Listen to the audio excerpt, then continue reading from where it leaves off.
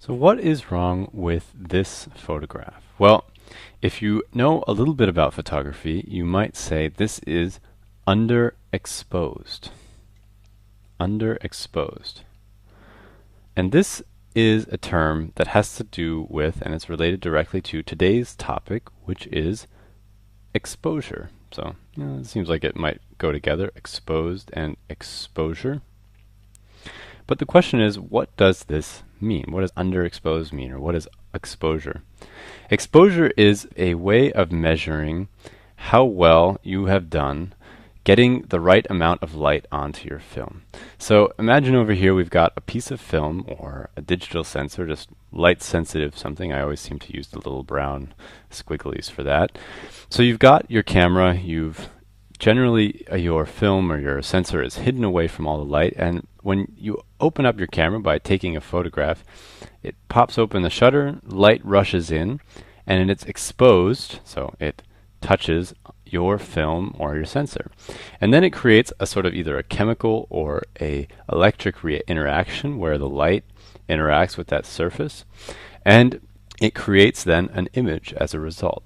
And that image is measured partially for its exposure. That exposure is just a measure of how much light it picks up while the shutter is open and while the sensor or the film is exposed to light.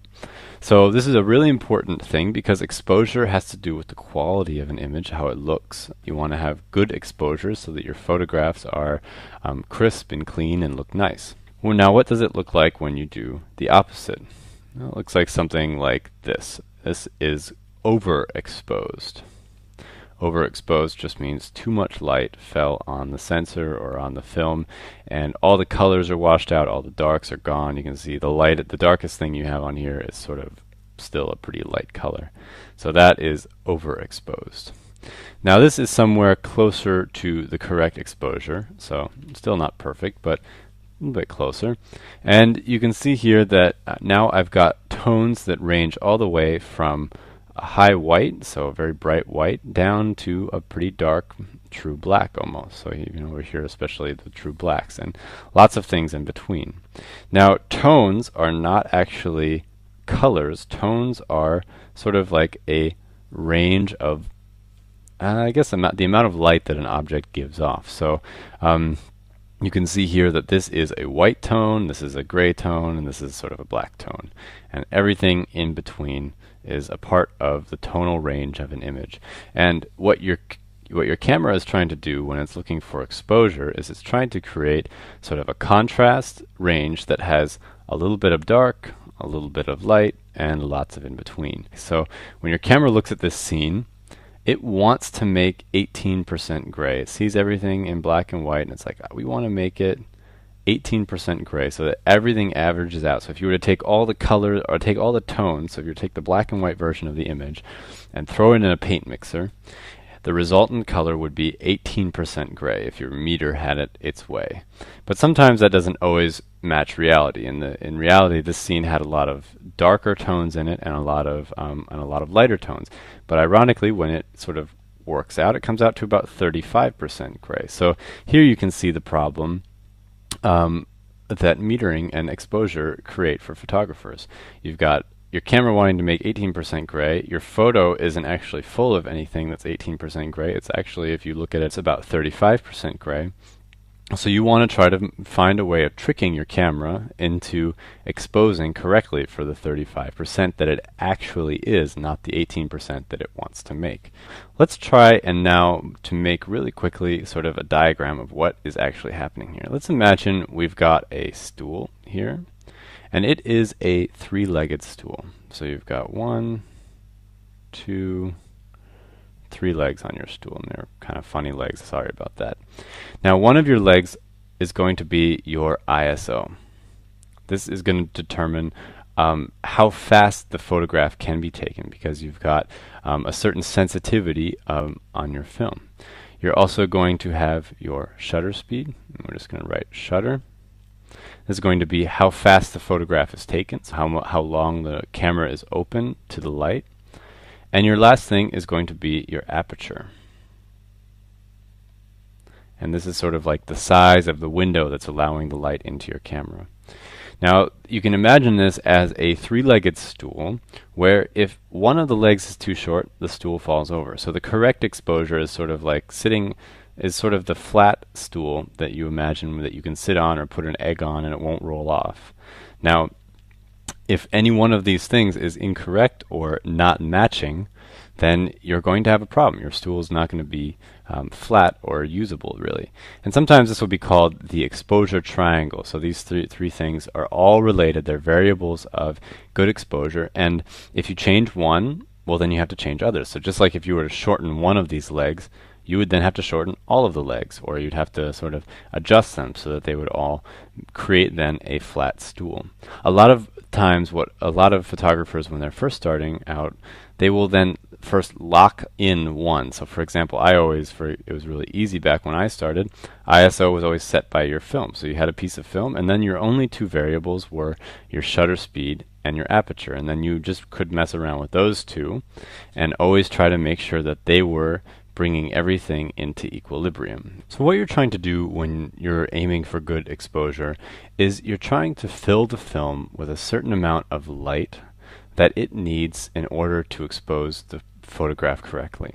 And you can kind of imagine then the film or your sensor to be sort of like a bucket. So we're going to write film or sensor here. And your bucket, you can change the size of your bucket. So your bucket can be big, it can be small. And in this case, you could think of a small bucket as being a film with a high ISO. So it doesn't take very much water to fill a very small bucket. It doesn't take very much light to fill a very sensitive piece of film or a sensor. Something at ISO 800 is like a very small bucket. So you're trying to imagine that you need, maybe this much water in your bucket, no matter which bucket you have, if it's a big bucket or a small bucket. You need to have it, maybe reach this 70% full level or something like that, say. And you're doing this with a pipe. So the pipe is running from here to here. You've got your pipe right here. And you're running water through it. And you can change then with this, in this setup, you can change how long the water runs. You can change how big the pipe is. And you can change the size of the bucket. So you're going to make sure it makes inside. Now, the length of time that the water is running into the bucket is sort of like your shutter speed. So just like you can open the shutter of your camera for a really long time, you could open the faucet and let water run for a really long time so that it fills up the bucket. Even if you have a tiny pipe, your pipe could be really mini. It could be like a F22 pipe, so a really tiny pipe. But and it could take therefore a long time for the water to go through and fill up your bucket. But at the same time, you could also maybe spring for a bigger pipe. So you could maybe make the pipe like this big, and then you've got tons of water coming through, which therefore means you don't need as much time to let the water run through, or in this case, you don't need as long of a shutter speed, so you can let more water in more quickly. That's really important. So remember that your aperture is like the size of the pipe. Not the length of the pipe, but the width of the pipe, how much bandwidth it has, how much water or light, in the case of a camera, is able to pour through and into your bucket. And your shutter speed is the amount of time that you have, that you're running that water through, and your sensor is the size of the bucket itself. And all of these things are adjustable, so you can run the water longer, you can make the pipe bigger or smaller, and you can change the size of the bucket. And either way, you've kind of come up with a piece of math that again is a triangle. So you have these three variables, and you have your aperture, your shutter speed, and your ISO. Each image has an interesting and unique combination of these things. So right here we've got our ISO. Let's just say ISO shutter. Let's put shutter with SH, and we'll have our f-stop right here. Now this image to the left was taken on a bright evening at ISO 200. Its shutter speed is about a 500th of a second, and it was taken at around f5.6. So it's pretty standard for an evening, bright day. That's about pretty average shot, really. This shot was the Irish cottage. It was a cloudy, rainy day. It was ISO 200 still, though. I took the shot, though, at 100th of a second. and it is also at f5.6. So you can see here that we've got the same bucket, so it's the same 200 size bucket. But in this case, I let the water run on the Irish cottage.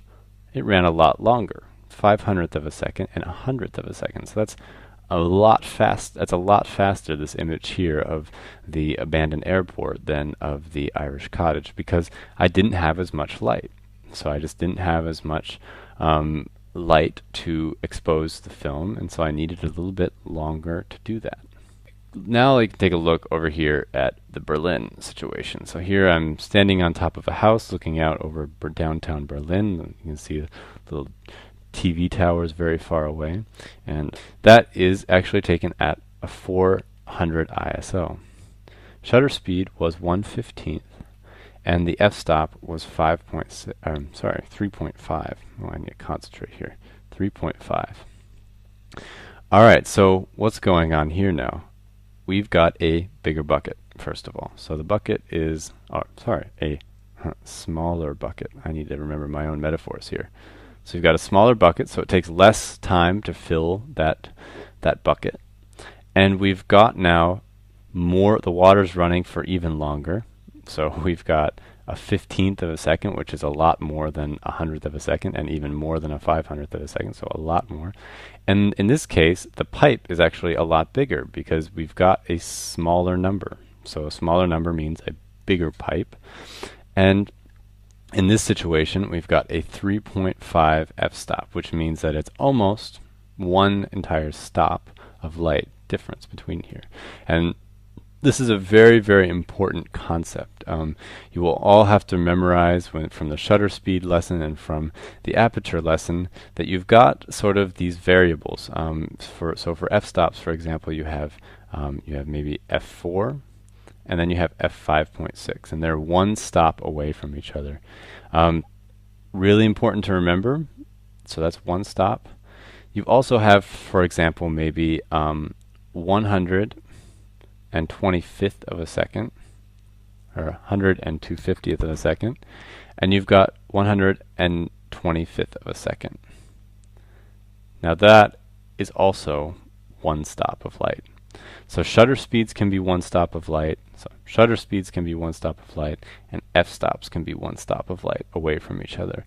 And that is a really important thing to remember, because another important thing is that your ISO speeds are also one stop apart. So if this was 100, for example, right here, instead of 200, you would then have to change this shutter speed and cut it, or you'd have to cut it in half, or you'd have to double it, I guess. So it's kind of hard to explain with these numbers, but you would have to move, if you were to move this down to 100, you would have to move this shutter speed up to 250th, because you have, in this situation, you have doubled the amount of time that you need to expose that image, and therefore you need to either double the amount of time, or if you don't do that, so say you were not to double the amount of time that you need, you would have to add more light, so you'd have to move this to f4. So you've moved one stop here, so we've got minus one stop. So now we need to add a stop somewhere else, so we've added our stop here. And the same thing if you were to do that, maybe to this 400 here. Say you were to take this and make this 100 speed film. Well, that means that's two stops. So we've got minus two stops here. And that means you need to make up for it somewhere else. Well, you can't really make it up for it here because maybe your lens isn't faster, so you'd have to just do it with your shutter speed. So that means you'd move down to an 1/8 of a second, and then down to 1/4 of a second. So you would already be at a very slow photograph right there. So here you've got your +2 right here.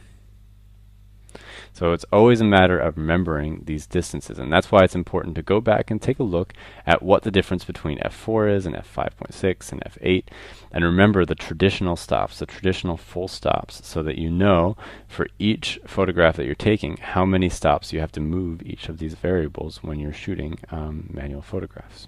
Alright, so that was your lesson about exposure, and check out more lessons like this at allversity.org.